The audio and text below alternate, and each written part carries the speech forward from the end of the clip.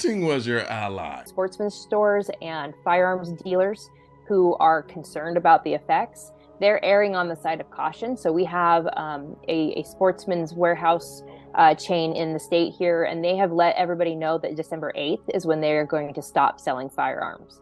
We're looking at the end of firearm sales in Oregon until this system is put into place. And that also means that Oregonians cannot go out of state to purchase firearms either. We're basically being held hostage by 114 because firearms dealers have to respect the laws of a person's home state. They cannot sell to you if it's going to be illegal in your state.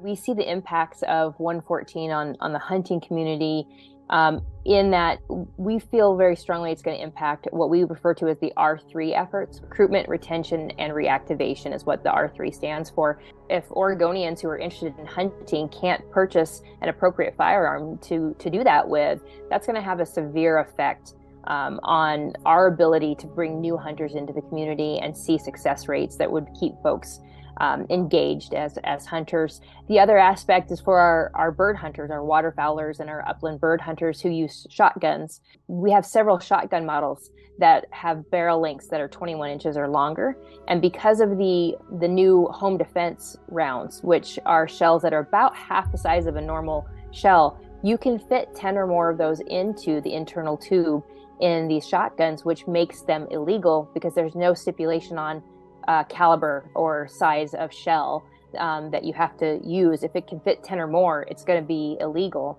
So that's going to make a big impact on our shotgunners and whether or not they can utilize the firearms that they have or potentially purchase a firearm that would be appropriate for bird hunting. What it seeks to do is establish a permit to purchase system.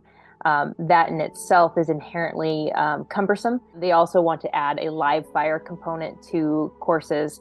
And again, that's not something that is exceptionally commonplace for firearm safety, just because of the logistics of getting a range and getting range time and things like that, so that you can safely hold a live fire training.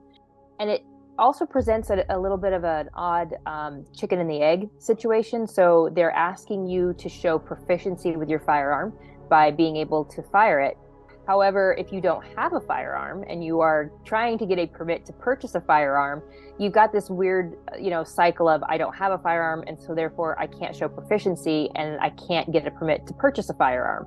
There's a very real disconnect between the proponents and their understanding of firearms, firearm safety, and firearms ownership. We are a little bit encouraged by the fact that it passed by such a very narrow margin.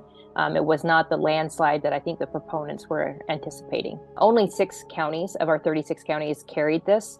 And really the 2 counties that make up Portland and the center of Portland are the reason why it passed. So right now, a lot of hunters in Oregon are terrified. The reason why they're terrified is because for the first time, the consequences of voting for gun control is now affecting them. Now, I'm not saying all of the hunters in Oregon, but I guarantee you there is a cohort of hunters in Oregon who felt, I can vote for this measure. It won't hurt us a bit. We have hunting guns with wood on them, and those guns are safe. Those aren't scary guns.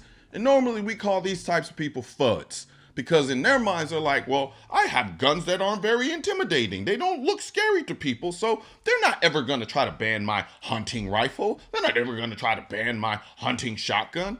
But now look at you. Now you're frightened because now you won't probably be able to own your hunting shotgun because it has the capability of carrying more than 10 rounds. And that is something that we have been saying in the gun community for the longest. Is the idea that you think you're safe because your guns are not very intimidating. It's only a matter of time before these laws start to affect you, because the goal is to get rid of firearms. That's it. Stop thinking that these people simply want reasonable gun laws that they think actually will work. That's not true. The whole purpose of it is to ban the sale of guns, and I can prove it with this particular law now. Right now, this particular law would require that you have to get a permit in order to buy a gun. Now, how do you do that? You would have to implement a system. The police have to implement a system in order to handle that process. So, is that system in place right now? No, it's not. They don't even have a system in place. But the cops are like, oh, don't worry, you could submit manually.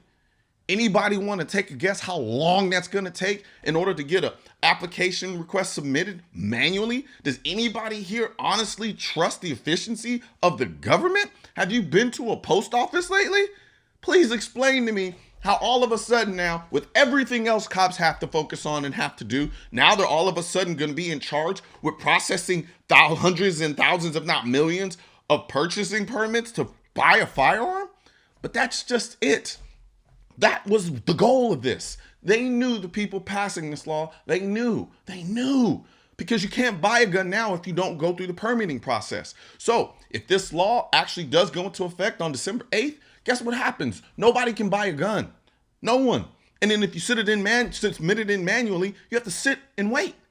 So now they understand that it could take almost a year for this actual system to be put in place. So that means no one will be able to buy a gun in Oregon for an entire year.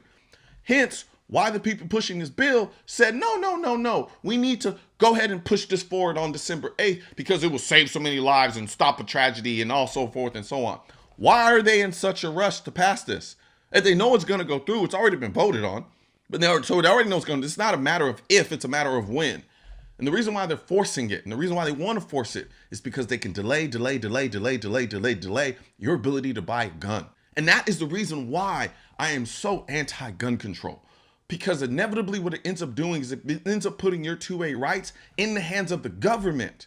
So now these people in Oregon will have to wait on the police to come up with a system that they weren't even prepared to come up with in order for them to simply buy a gun. This isn't a license to carry. This isn't being able to buy a machine gun. This isn't the ability to get some type of NFA item. This is simply to get a permit to buy a gun. And now, if they do develop that system, let's say that system goes down. Now no one can buy a gun until the system's back up again. Again, your rights literally hang on the whims of the government. That's why I'm anti-gun control. Because at the end of the day, they know what they're doing. They can manipulate and utilize that system to their benefit anytime they want to now. Because you're giving that up to them. Now, I'm not saying all of the hunters in Oregon voted for this. I'm not saying that the vast majority of gun owners voted for this. I'm sure they didn't. But nonetheless, I'm sure there's some that were. I'm sure there are some that did. And this is the consequence. So now you're worried about having a hunting shotgun because that hunting shotgun can carry more than 10 rounds. You see what I'm talking about here? This is what happens when you don't pay attention. This is what happens when you don't continuously fight against these gun control laws. People think, okay, well, after the midterms, now it's not very likely they're going to be able to pass an assault weapon ban. You think they're not pushing this on the state level? They're absolutely pushing this on the state level. And if we're going to be honest, that's almost more important because on the state level, it's easier to get stuff like this passed versus, say, on the federal level. Which is why they're focusing on the state level, which is why you have billionaires like Bloomberg spending millions of dollars in local and state campaigns to get politicians who are anti-gun into positions. Because then they know they don't have to turn the whole country anti-gun overnight on the federal level. All they have to do is start flipping the switch in different states, turning this red state blue, turning this red state blue, turning this red state blue. And I know I'm making this a partisan issue, but it is a partisan issue because you all make it a partisan issue. All of my liberal gun owners out there, I love y'all to death, and I say this all the time, but you guys got to stop being so naive as to thinking that the Democrat Party is not inherently anti-gun. That's why they want to turn red states blue, because they know if they can turn red states blue, the blue people will vote for gun control. That's always been the case. It has never been different. And they understand this. So stop lying to yourself thinking that the Democrat Party isn't inherently anti-gun. It is absolutely monumentally, fundamentally ingrained in their very psyche to be anti-gun. So you walk in this line of, oh, well, I vote Democrat, but I'm a gun owner. You're voting against your interest, whether you want to agree with it or not. Now, if you're telling me there's an issue that's more important that you want to vote for with respect to being a Democrat, so be it. But don't lie to yourself and don't lie to me and tell me that, oh, I'm going to vote Democrat, my rights will be all right. No, they won't. You're watching it happen right now. I did a whole skit where I played different types of gun owners. I played as the hunter. because I understand that trope so well. And in the hunters, it's about hunting. It's about hunting. Second Amendment isn't about hunting. They want you to think it's about hunting, because if they make it about hunting, then it's easier to justify the stupid laws that they come out with. And once they do that, then they're going to go after the hunter stuff too. Look what they're doing in Canada.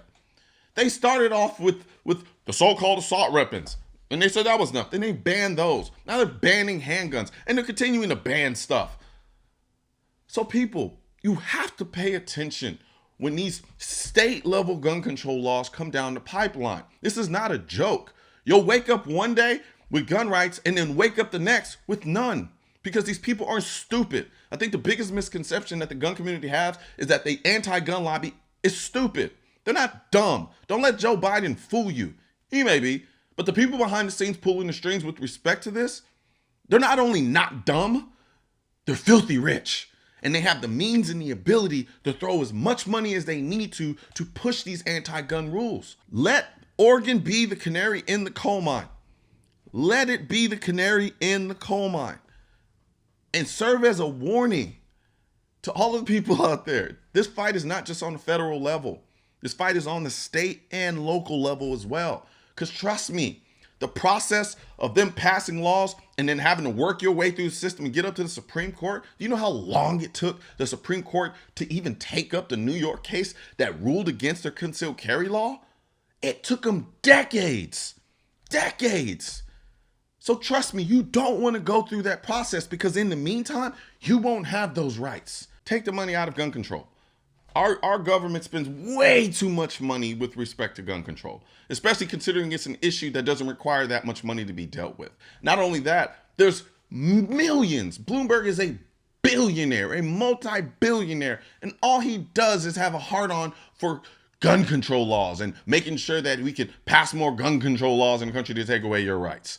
So now you have the perfect hat to wear to let people know that there's way too much money in gun control. And that's the Defund Gun Control hat design. We also have it in shirts. We also have it in stickers. We also have it in mugs. So head over to shop.mrcolionnoir.com right now and get your Defund Gun Control merch today. We also have a bunch of other designs, like the AR-15 is essential. The AR-15 is protected by the Second Amendment. You name it. And especially fan favorite, the I Am the Militia shirt. So head over to shop.mrcolionnoir right now and get your merch today. But before you do that, before you do all of that great stuff, make sure you hit the like and subscribe button, leave a comment in the comment section, and then after you hit the subscribe button, make sure that the all button is clicked as well so that you get all of my notifications. And if you have not signed up to my email list or my text list, you are doing your life a disservice. You know, in a lot of ways, give you a lot of valuable stuff through those emails in the text chain.